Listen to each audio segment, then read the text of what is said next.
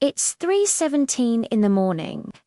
A silence hangs over Hawkins, Indiana, thick and heavy like the summer air. Then it happens. Every radio in town, from the beat-up boombox in a teenager's bedroom to the dusty unit in the back of a forgotten shop, clicks on, all at once. There's no music, no frantic DJ, just a sound that chills you to the bone. Breathing. A slow, raspy inhale and exhale broadcast on every single frequency. A collective, town-wide ghost story whispered into the dark. What no one knows is that deep beneath Hawkins Middle School, something has woken up. A relic of the Cold War, a massive, forgotten government antenna buried decades ago, is now active.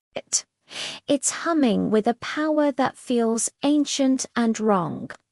But this signal, it isn't from the upside down. We've fought that battle.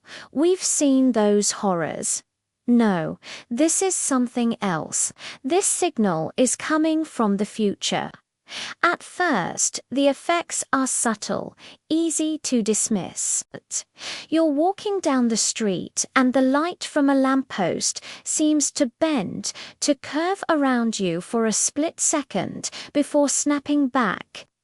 A group of kids playing in a yard freezes mid-motion, their laughter caught in their throats, only to resume a moment later with no memory of the pause.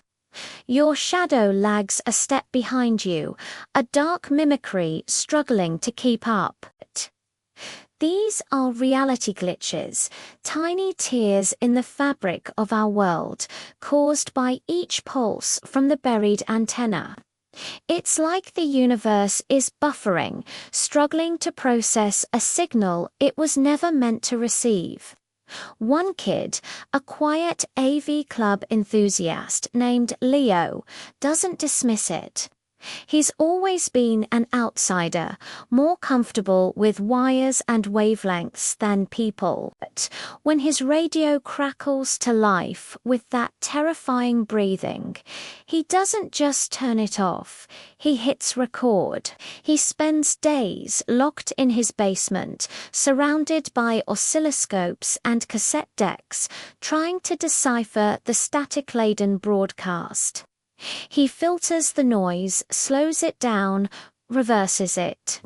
And what he finds is far worse than just breathing.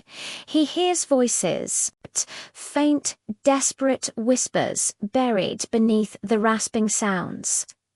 They're talking about fire, about a sky turned red, about the ground splitting open. They're describing Hawkins. But it's not the Hawkins we know. It's a shattered, desolate wasteland. The signal isn't just from the future.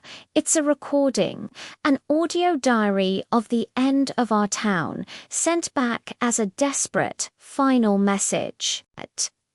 That's when the most terrifying realization hits him. A truth so cold it freezes the air in his lungs. The Demogorgon, the Mind Flayer, all the nightmares that clawed their way out of the Upside Down. They weren't the real invasion. They were a symptom, a warning. The Upside Down was bleeding into our world because something in the future had already broken it completely. The monsters were just the first tremors before the earthquake, the advanced scouts of a much larger, more incomprehensible horror. Leo finally isolates the last part of the message, the final entry in this chronicle of doom. The breathing on the recording stops. The desperate whispers fade. There's a moment of pure, dead silence that feels like an eternity. And then a sound erupts that makes the Demogorgon's shriek sound like a lullaby. It's a deep, guttural roar that seems to tear through the very speakers of his recorder, a sound of pure, predatory hunger. The recording cuts out. Just static.